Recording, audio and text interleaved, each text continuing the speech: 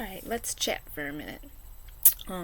So I've been seeing a whole lot of people right now that are going through this awakening stage. They're kind of going through like this dark night of the soul part.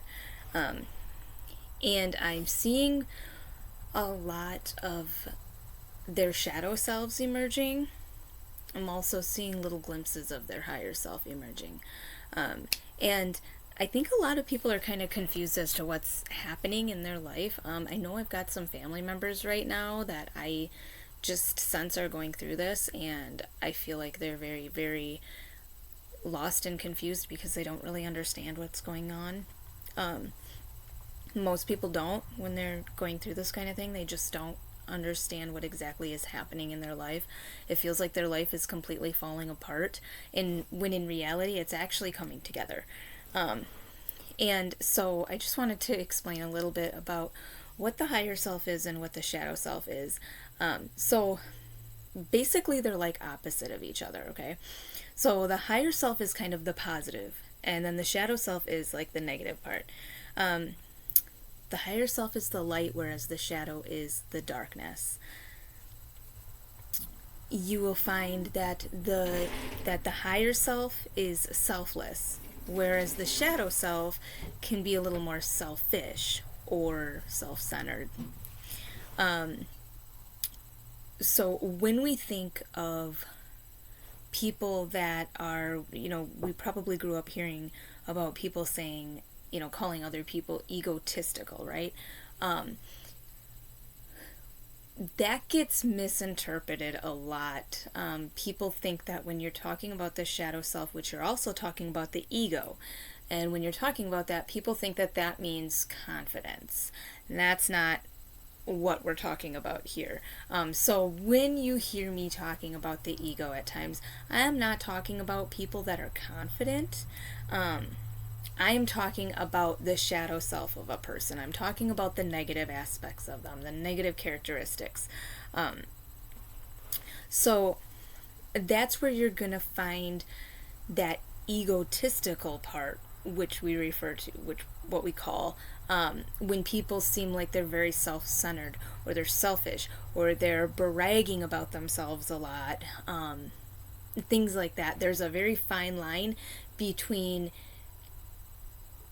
embracing your talents or your gifts in that and expressing them, and bragging about them. There's a very fine line between that, and you know, um, you need to be aware of that line and be aware of when you're embracing and utilizing your gifts and your talents for good, and when you're bragging to try and get recognition or whatever.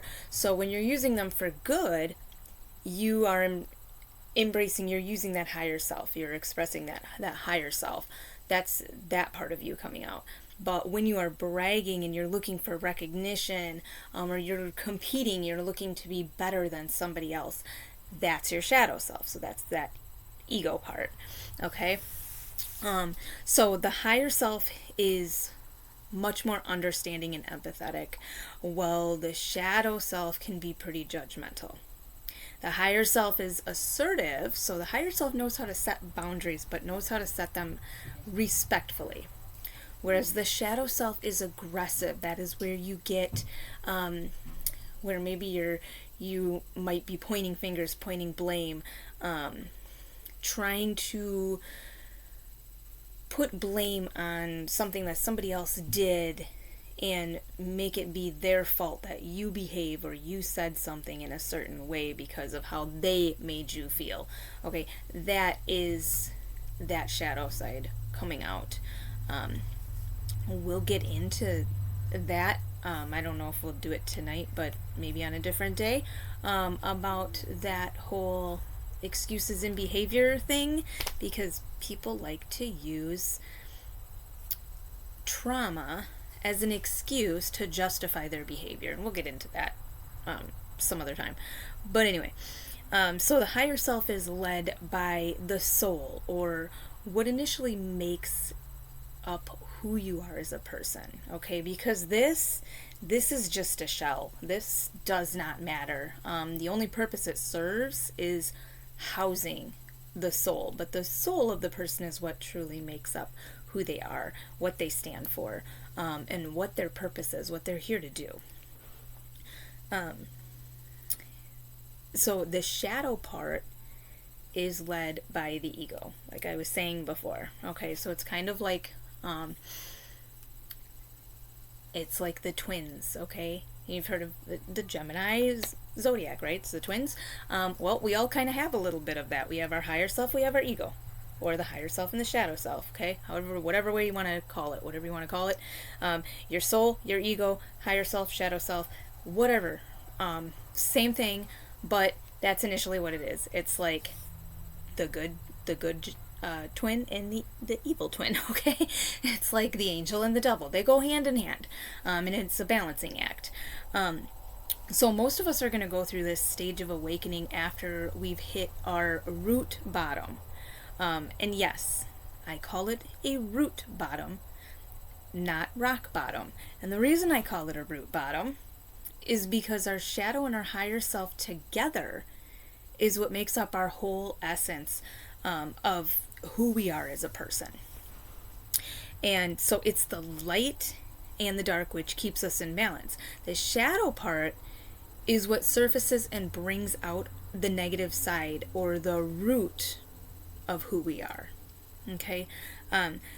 So during the awakening process, we succumb to the dark shadow parts of our root, and we end up hitting that root bottom. So your root bottom might be relationship trauma. Okay, that might be what sets it in action. Your root bottom might be addiction. You might become addicted to some drug or alcohol, or even shopping or something like that, but you develop an addiction. That's your root. That's your root bottom. So that's where initially, when you're looking at your higher self and you're looking at your shadow self, they're going to connect to what that root is. And so it's a good way of kind of digging deeper, and there's a lot of self-discovery that comes from this. When you can identify what your root is, you can then stem off and realize easier what your gifts are, what you're here to do, and what you can offer to the world. And also it helps you identify when that shadow self of yours is starting to emerge, because you can identify what your root bottom is. So we have to actually succumb to this dark shadow side. So we have to do that and go through that in order to recognize who we are and where our healing is needed in order to ascend into a higher dimension. You have to undergo that. And there isn't just one. You're not going to undergo it one time and then you're done, okay? Okay, that was very cool. I will be discussing that with a few people later, but I literally just saw an owl swoop past my front window out here. That was really cool. I've never seen that before. Anyway, so like I was saying, you're gonna ascend to different dimensions, and these are like different dimensions of awakening. Okay, when we go through these, they are also lined with your chakras. So a lot of people don't understand that. I actually just recently learned about that from another healer, and I did some research on my own, and it turns out every 2,500 years we ascend into a new dimension, which is also correlates with a new chakra. Okay, so right now a lot of people are on this awakening journey. I mean, they're really hitting, they're dealing with some pretty dark, deep shadows and stuff right now. And the reason for that is because the chakra that we're ascending into is our heart chakra. Okay, and our heart chakra is related to so many emotions. So we're really feeling like our world is just a ocean of emotions right now. It is a just nuts, okay? It's a roller coaster. There's super highs, super lows, and they're all over. And if you're, it's difficult sometimes for those of us that understand this process and that understand this awakening journey. It's pretty difficult sometimes for us to keep ourselves balanced out on this, because it's a tidal wave of emotions right now, and it's all because of that that dimension that we're ascending to, and the whole world is doing it. Okay, you can't fight against it. This is happening whether you want to ascend or not. You're ascending. Okay, but it's a matter of either embracing your gifts and allowing it to happen, and and understanding, learning what's happening, understanding it at least a little bit makes it a lot easier to deal with, or it's a matter of trying to stay stuck where you are. And the problem with doing that is that you're just prolonging your healing. So you're making this last a lot longer than it needs to. So you're going into this dark night of the soul, and you're going into these deep, dark emotions, and you're causing yourself to just stay there a lot longer because you're not embracing what is happening. So, for example, when I hit my root bottom, okay, I had become extremely envious of others. I was very judgmental. I was self-centered and egotistical, and I was dissatisfied with everything in my life. I was restless. Nothing seemed to make me. I was just on. Nothing was good enough. Okay, I was like. I was I think at the time I worked like 5 or 6 different jobs. I was all over the place, like, and I was irritable, okay? Like, people would make me mad and I would feel my blood boil. I would feel my heart race. They just got under my skin, and it was like, I was very irritable. I was very angry, and I was resentful, and I was hateful. Like, I did not like people. I found something wrong with just about everybody that I encountered. And the thing was, I also became materialistic. Okay? Hello, me. Materialistic? Like, really? But I did. I became materialistic. Like, money was important. And I wanted to buy. I always wanted to shop for things. And I became an addict. I developed an alcohol problem. I became an addict with being unhealthy. Okay? Like literally, like, embraced my mental illnesses. Okay, I embraced depression, and I embraced anxiety, and I used them as excuses to justify my behavior. Like, I was irritable because I had anxiety, and I was, hateful or whatever, restless or dissatisfied because I had depression and I had anxiety. And so I tried to justify having those issues, and I had to justify them by using things that people had diagnosed me with. I don't have depression. I don't have anxiety. They can diagnose me with them all they want. I don't have those. What I have is an ego and a soul. What I have is a higher self and a shadow self. We all have the same things, okay? But it's a matter of recognizing them and actually figuring out how to balance them. So, anyway, the thing is that all of those things that I just mentioned, that the dissatisfaction, the irritability, the anger, the resentfulness, the addiction, the judgmental, being self-centered, materialistic, all that stuff, they were the complete opposite of what my higher self is. But that shadow self at the time is who was ruling me, and it was temporarily, but it was at that time. That is what was ruling me, because I was at that root bottom. Okay, I was at that root bottom point. I had hit that dark night of the soul. I was ascending once again. You do that many times. It's probably the second time that I had like just a huge awakening and really went through some, like, I mean, Dark Night of the Soul stuff that was just like just jaw dropping and pretty extreme. More than what most people did, and it lasted for a long time. Mine literally lasted for like over 5 years. 5 years from start to finish of Dark Night of the Soul.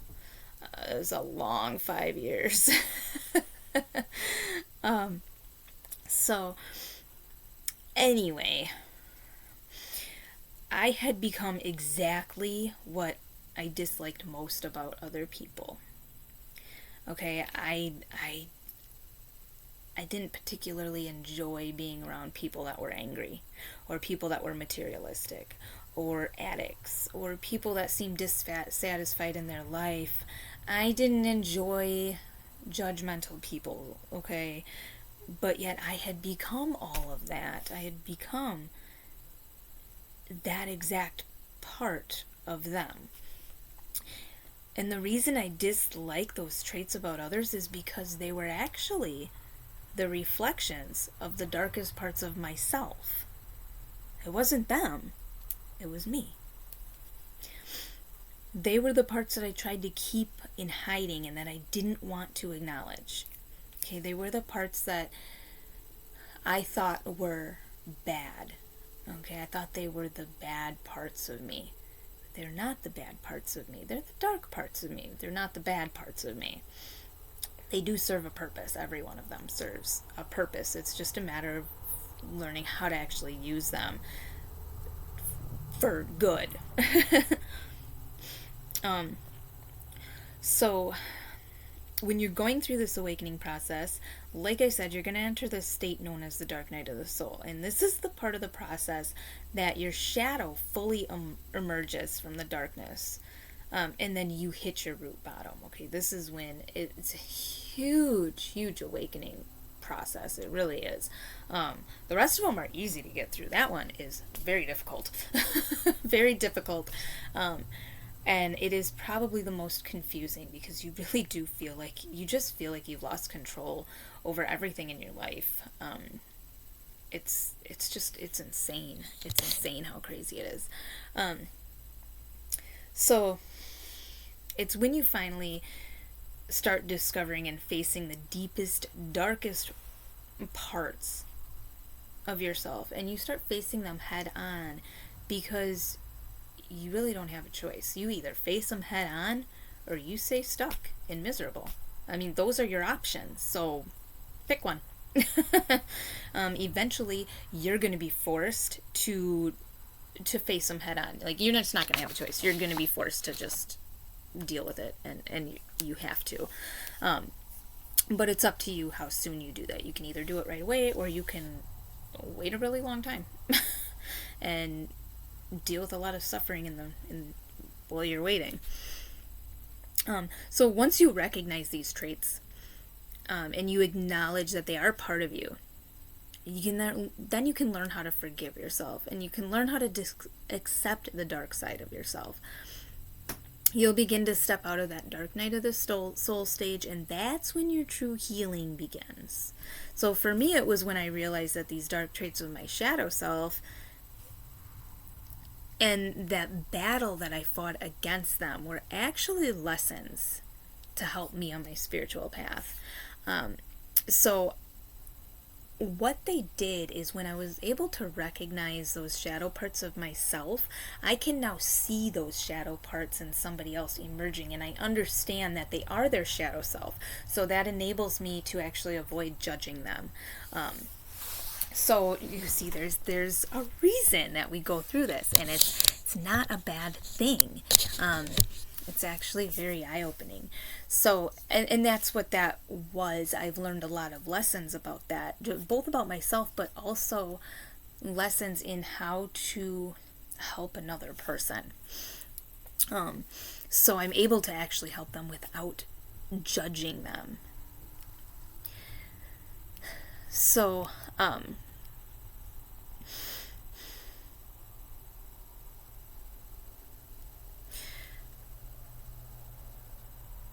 it kind of helps you.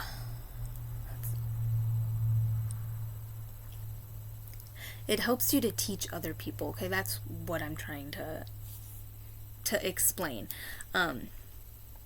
So once you learn about your own shadow side, it helps you to recognize the shadow sides that are emerging from somebody else.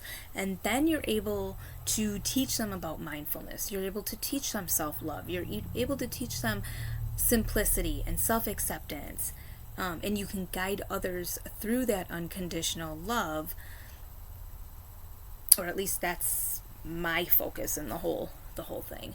But you're able to actually do that because you now understand what they're going through. You understand that shadow side of them and why that's emerging, and you can see that that's not really who they are. That's that darker side of them, but there's a purpose there, and then you can actually help them, and you can kind of guide them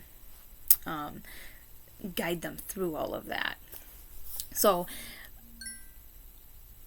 it's the sole reason that this shadow self has the traits that it does. So the reason why they're so dark like that is for that very purpose. It's there for lessons. Personally, I needed to not only know the good side of me, but I also had to get to know that not so good side to me, or that darker side to me. I had to be able to embrace those both so that I could recognize them and learn how to balance them out. Because honestly, there needs to be a balance between them. If you are initially just on that higher self, okay, that's awesome to embrace that. But if you are on that higher self completely, you're living in an unrealistic time, okay? But also, if you're on that shadow self and you're just living in that shadow self part, then you are living in a dark, miserable time the whole time. So you need to find this balance so that you're actually in reality, but your reality is a good reality. So that might be a little bit confusing to some people. I know a lot of people hear, they hear all of this stuff about your higher self and how important it is, and you should just be embracing that, and screw the ego, screw the shadow self. No, but don't do that. Seriously, you're it's all great and it's all fun and perfect for a little while, but it's literally temporary. You need to have you need to stay balanced, and you need to have some realistic in there, okay? And it's great to embrace your higher self, but you need to be embracing that shadow self too, and bringing balance to them. You cannot be embracing one more than the other, is what I'm trying to say. It needs to be balanced out. So take a few minutes, when you get a chance, take a few minutes and just kind of recognize what it is that triggers you in other people. So, what traits do they show that just kind of rubs you the wrong way? Next time you see someone or talk to someone and you find that yourself judging or criticizing them, maybe based on their opinion, or maybe it's simply something that they're wearing, or how their voice sounds, or the way that their body movement, or the way they say certain things, the tone of their voice, whatever. Pause for a minute and take note of what the person is doing or saying that's triggering those feelings within yourself. So why are they bothering you? Figure out why they're bothering you and what exactly it is that person's doing that's bothering you. And then remember that those traits are actually reflections of yourself. So if what you don't like is that they are maybe super opinionated, okay? Maybe they're so opinionated that they will not listen to another person's opinion at all, and that is what really triggers and bothers you about that particular person, okay? Then you need to realize that really, that's the shadow part of yourself that you don't like. That's you. That's who you are. That's part of you. You are somebody that is super opinionated and does not have an open mind to hear anyone else's opinion. It is your way or no way, no matter what. And that's why you're so triggered when you hear somebody else do it, because you are receiving that reflection of part of your shadow self, part of that darker side of yourself. That's just like an example. So, just see what that is. It might be kind of interesting to you. Then remember, those traits are reflections of yourself, and the only reason that they're triggers to you is because you're seeing the parts of yourself that you find less favorable, and they're being reflected right back at you. It's like an image in a mirror. And you don't realize it, but that is exactly what is happening. So I just wanted to kind of pop on here a little bit and just kind of go over some of that higher self, shadow self stuff, and how important it is to actually balance those two out, and also to help people kind of recognize why they are triggered and what it means when they're triggered.